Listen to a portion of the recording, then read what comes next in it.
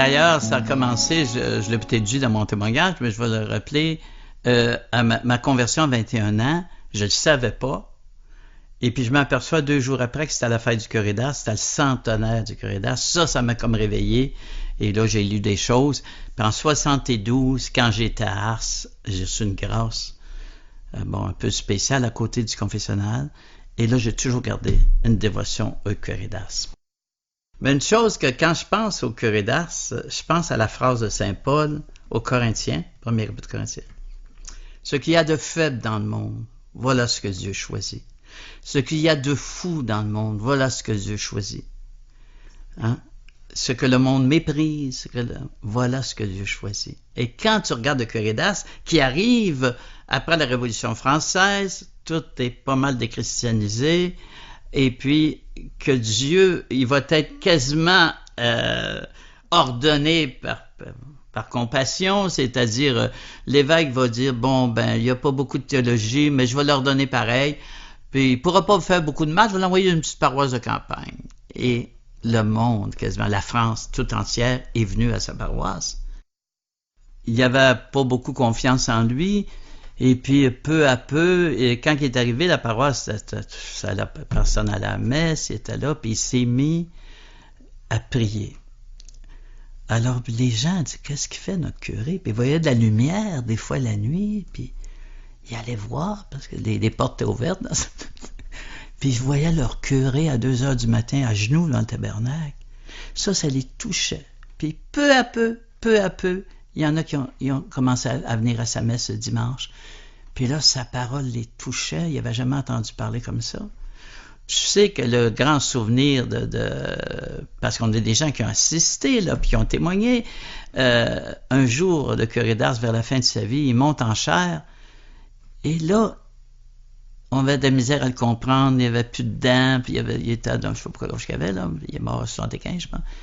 Il se tourne vers le tabernacle, puis là, tout enflammé, il dit, il est là, mes frères, il est là. Et là, il paraît que toute l'église éclatait en sanglots.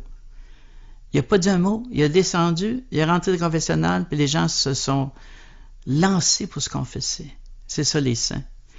Quelle est la différence entre les saints et nous? C'est parce que les saints sont tellement unis à Jésus que quand ils disent une parole, c'est plus leur parole, c'est la parole de Jésus. Tu sais? Si un autre prêtre qui n'avait pas de vie intérieure, il aurait dit, il est là, mes frères, les gens auraient peut-être ri. Mais le curé d'Ars, il disait, s'il dit, il est là. On le croit. C'est un grand témoin. Hein? Il y a la belle chose aussi de l'accordaire. Un jour, durant les pèlerins sont là, tout d'un coup, l'accordaire, le grand orateur de Notre-Dame de Paris, un dominicain, un grand l'accordaire qui était connu, qui est un orateur humain, là, et en même temps, il vient à Ars. Alors, on va dire au curé d'Ars, monsieur le curé, l'accordaire est ici. Oh, le curé d'Ars est tout bouleversé, il sort dehors, puis il va courir, puis là, il se met à genoux devant pour demander à l'accordaire de le bénir, mais en même temps, l'accordaire s'est mis à genoux. Il paraît que les deux étaient à genoux et disaient « Bénissez-moi, bénissez-moi ». Et on a posé une question à l'accordaire, très belle. Ça montre quand même l'humilité de l'accordaire. Et on dit « Monsieur l'accordaire, qu'est-ce que vous faites ici, à Ars, vous, le grand orateur de Notre-Dame ?» Il a répondu ceci. « Je suis venu constater par moi-même ce que c'est que le Saint-Esprit. » En voulant dire, si un petit prêtre pas instruit, converti comme ça ne peut pas être lui. Le Saint-Esprit là. C'est beau, hein? La grande tentation du curé d'Ars, c'est de partir de sa paroisse pour s'en aller d'un monastère. Puis le plus fort, la tentation sous l'apparence du bien. Comment le démon pouvait faire que le curé d'Ars ne confesse plus et ne convertisse plus les pécheurs? Il n'était pas pour lui dire d'aller aux femmes et faire du sexe. Alors, tu pries pas assez. Et à ce moment-là, c'était le démon qui disait de prier. Ça, c'est la tentation sous l'apparence du bien. Ça, c'est vraiment... Puis il est tombé 2 fois, il est parti de sa paroisse 2 fois, il est revenu, jusqu'à temps que son confesseur lui dise « Monsieur le curé, c'est le malin qui vous dit d'aller d'un monastère. C'est pas parce qu'autre chose est beau que c'est la volonté de Dieu. Tu sais? Si t'es pas fait pour le monastère, tu y vas, là. C'est pas ça qu'il faut faire. Hein? Comme des gens, des fois, des hommes, ils se marient, mais ils auraient voulu faire un prêtre, puis ils deviennent quasiment quelqu'un qui court partout pour faire du bien, puis il s'occupe plus de sa femme, là. Une tentation, ça aussi. Mais au début, Corédas, il était comme prisonnier un peu des livres qu'il lisait. On dit que quand tu lis seulement ces choses écrites, tu sens un peu de jansénisme, encore un peu. Mais à la fin, il n'y avait plus de notes, il n'y avait rien, c'était son cœur. Puis là, il parlait beaucoup de la miséricorde. C'est un homme de son temps, donc il a vécu un peu le jansénisme de son temps, mais le Saint-Esprit le fait arriver quand il disait « La miséricorde de Dieu est comme un torrent débordé. Elle prend tout sur son passage. » Puis c'est des choses sur la miséricorde, mais c'est quand il a lâché ses livres d'un certain côté et qu'il a parlé là, de son cœur, qu'est-ce qu'il y avait dans son cœur de l'amour de Jésus. Moi, je ne crois pas que, par exemple, on dit, Corédas, as-tu parlé? Oui, il en a parlé dans certains sermons, le sacrement de pénitence, mais on ne l'a jamais beaucoup questionné sur ça. Tu sais, c'est un peu spécial. D'ailleurs, le Corédas, ça ne faut pas l'oublier, il a été connu d'abord par des missions paroissiales. C'est-à-dire, il allait aider, ce qu'on appelle des missions paroissiales en France, c'est ce qu'on peut appeler ici les retraites paroissiales. Il appelle ça des missions, parce qu'à l'époque, là, ça durait des fois 2 semaines, là, où un groupe de prêtres allait d'une paroisse, puis là, il y avait la prédication, il y avait le sacrement du pardon, puis le Corédas, de plus en plus, les gens allaient le voir en confession, et c'est là, ils disaient, mais où vient ce prêtre-là? On disait, de Ars. Et là, j'en commençais à la Ars. Ça a commencé par les...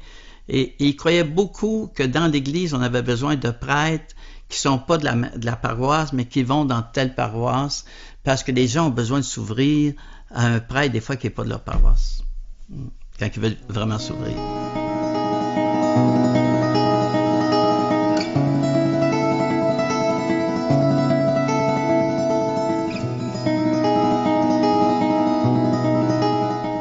Moi, ça m'a toujours... c'est pas pour juger personne, là, on n'est pas ici pour ça, mais ça m'a toujours frappé. Puis moi, à cause de ce que j'avais vécu personnellement, à travers les années où on a mis beaucoup, ça revient un petit peu, là, mais on a mis beaucoup de côté le sacrement du pardon. Moi-même, quand il me demandait de faire une retraite paroissiale, je disais au curé ou les personnes de la pastorale, le mardi, des fois je le disais 1 an d'avance, il faut des prêtres pour confesser. Je ne donne pas l'absolution générale dans une retraite paroissiale. Je vous demande d'avoir des prêtres. Un jour, je ne te dirai pas quel endroit, on m'a dit, bon, monsieur l'abbé, on n'est pas capable, on veut l'absolution générale. Il m'a dit, c'est bien, j'irai pas. Je n'ai pas été. Puis là, ça me frappe parce qu'actuellement, en tout cas, ça ne veut pas dire que les gens se confessent beaucoup, mais en tout cas, ça revient. Et ici, aux retraites, les plus beaux, je dirais quasiment miracles que je vois, c'est par le sacrement du pardon. Puis la jeune génération, qui n'ont rien eu, sont très contents quand on les confesse vraiment, puis on les aide des fois parce qu'ils ne savent pas comment. Ils sont très heureux, très heureux. Ouais.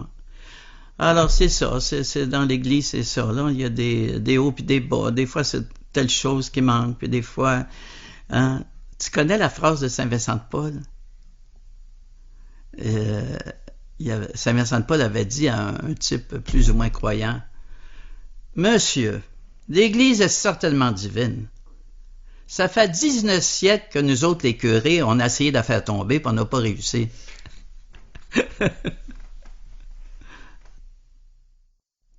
Moi, je peux te dire que faut faire attention, il y a des nuances à faire, mais j'ai vu, par exemple, des personnes quasiment malades, là, psychologiquement, déprimées, qui ont sorti complètement de leur dépression en faisant une bonne confession. Un jour, j'étais à Québec, à l'époque, il m'arrive un monsieur, il me demande, Il dit, c'est le docteur untel qui m'envoie à vous. Docteur? Ben, c'est un docteur que je connaissais, là, un bon chrétien, mais c'est un médecin, un bon médecin. Je dis, oui, comment ça? Ben, il m'a dit à un moment donné, bon, êtes-vous catholique? Oui, je suis catholique de naissance.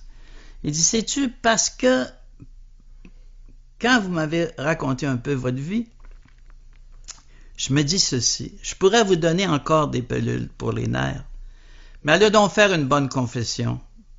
C'est peut-être votre conscience qui est malade. Et je l'ai confessé, et cet homme-là est sorti complètement, il n'a plus eu besoin de pilules. Ça ne veut pas dire que toutes les maladies, il faut faire attention. Des fois, tu as besoin d'un médecin, tu as besoin d'un psychologue ou un psychiatre, mais parfois, c'est les consciences qui sont malades. À ce moment-là, il y a seulement le pardon, tu sais, qui peut vraiment libérer profondément.